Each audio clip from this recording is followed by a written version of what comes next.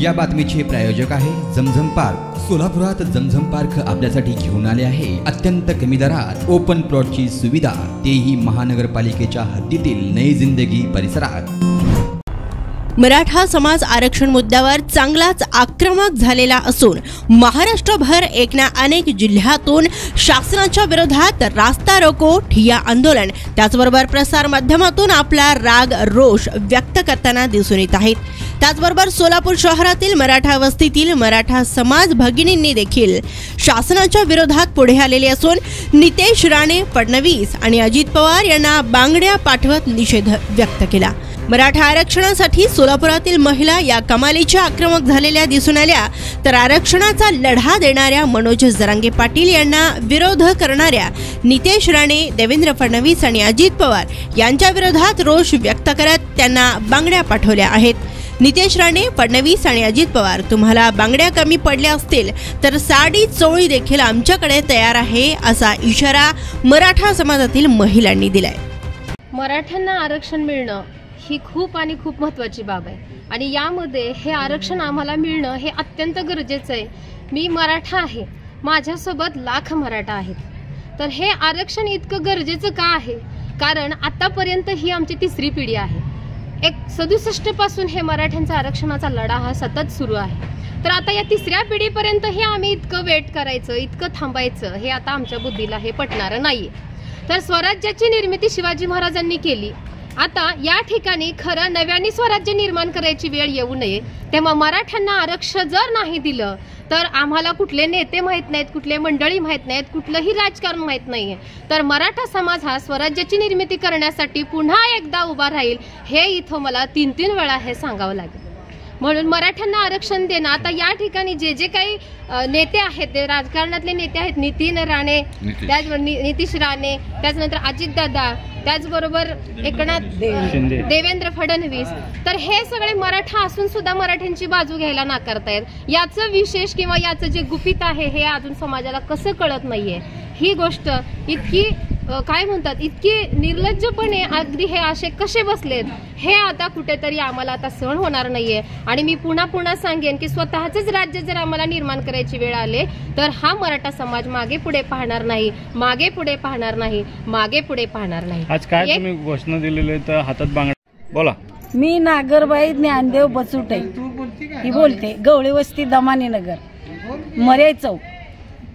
काय मागणी तुमच्या आज? आमची मागणी अशी आहे की जरांगे पाटलाला सगळ्यांनी पाठिंबा दिलाच पाहिजे। आपल्या मुलाचं नुकसान झालेलं आहे ते आहे, पण आपल्या नातवाचं तर कल्याण झालं पाहिजे। नाही जर त्या असणाऱ्या नितेश राण्यानं नाही जर केलं तर चप्पलचा मार देऊ आणि त्याला कमरेत लाता घालून खाली पाडून तुडू आणि बांगड्या त्याला नेऊन आम्ही सगळ्या स्त्रिया त्याला त्याच्या हातामध्ये बांगड्या भरू। आम्हाला मराठ्याला नाही आरक्षण दिलं तर आमच्या असणाऱ्या मुलाबाळाचं नुकसान होत असेल तर त्याला घेऊन काय करायचं? त्याला आपण लाता घालून तुडवून खाली पाडू। मी वैष्णवी बोंगे, मी मराठ्याची आहे।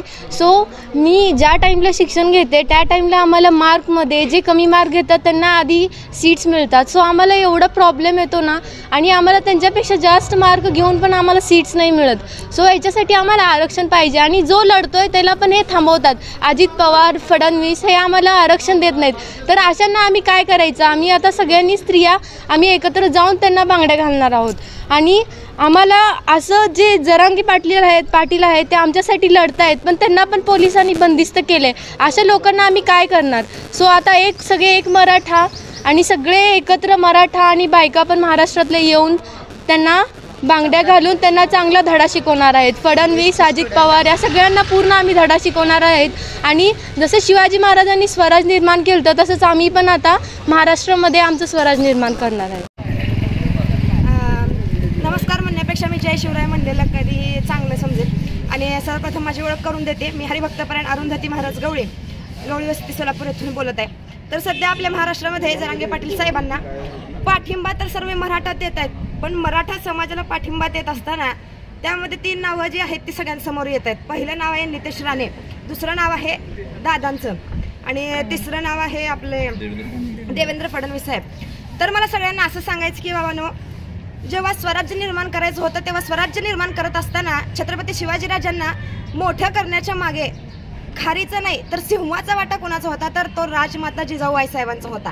मग मला सांगा, छत्रपती शिवाजीराजांना स्वराज्य निर्माण करण्यासाठी जर राजमाता जिजाऊ आईसाहेब एवढा मोठा वाटा देऊ शकत असतील, तर जरांगे साहेबांना मोठं होण्याकरता आम्ही सुद्धा ताराराणी व्हायला तयार आहोत, आम्ही सुद्धा अहिल्याबाई व्हायला तयार आहोत, आम्ही सुद्धा राजमाता जिजाऊ व्हायला तयार आहोत. म्हणूनच साहेबांना, त्या नितेश साहेबांना माझी एकच कळकळीची विनंती आहे की आता एवढी मोठी मोठी माणसं बोलतायत, पण मी लहान मुलगी आहे, ही तुम्हाला आता एक कटाक्ष शब्द बोलते साहेब, जर तुम्हाला बांगड्या कमी पडत असतील तर आम्ही साडी चोळी सुद्धा तुमच्या घरी पाठवून देऊ.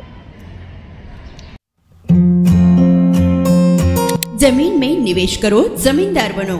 सोलापूरकर, आपण खुली जागा घेण्याचा विचार करताय, तेही अत्यंत कमी दरात आणि महानगरपालिका हद्दीत, तर मग चिंता कशाला. जमजम पार्क आपल्या परिवारासाठी घेऊन आली आहे नई जिंदगी परिसरात तब्बल 3 एकरचा ओपन प्लॉटचा खजिना. प्रशस्त रस्ते, अंतर्गत ड्रेनेज लाईन, स्ट्रीट लाईट, शाळा कॉलेजेस हे जवळ, 24 तास रहदारीचा परिसर, तसेच 80 फूट व 200 फूट रोड लगत विमानतळ जवळच असणारा हा भव्य प्रकल्प. आता मी नावाचा मालक नाही तर जमिनीचा मालकही होणार, तेही जमजम पार्क सोबत. बुकिंग सुरू. संपर्क 99 60 82 52 92.